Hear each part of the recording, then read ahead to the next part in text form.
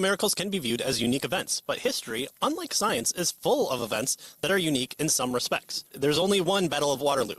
You can't repeat the Battle of Waterloo over and over again. There's only one landing on on Normandy beaches. You can't do it again. Like, you can't just say, okay, everyone, time out. Let's go back to the boats. Let's do this again to make sure that this is actually happening, and making sure we're having some third-party reporting on this. So we know, right, that these are unique events, but science doesn't like unique things. They don't like one-offs. They're there to develop the pattern of a naturalistic process, of a thing that happens. If all things were as little changed as possible, these are the laws. We want to bring out the laws in nature. The rock falls, the hot paper goes up, and we want to develop those naturalistic laws that then we can put into books and say, this is most likely always going to be the case until there's too many unexplained things, and then we say what was once science is now the new science, right? So that's how it works. Is the science can't be questioned until people enough have questioned the science, and then it's okay to question the science, because that was bad science. Now, for sure, we have the explanation now. And so why can't we do that? Why can't we just say, we don't really know anything because we thought we knew the explanation for all these other things before, but now we're sure?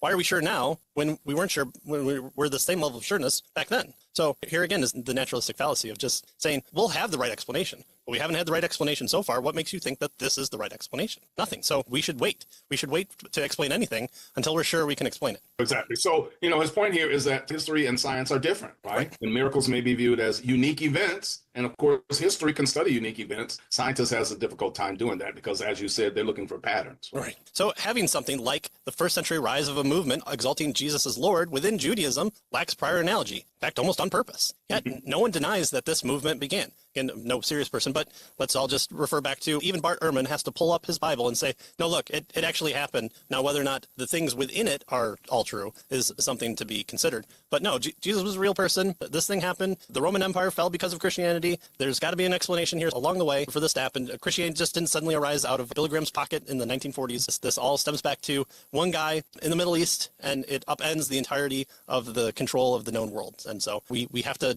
deal with those as facts in history. And so obviously, if historians, as he says here, excluded these unique events, then of course that would rule out much of history.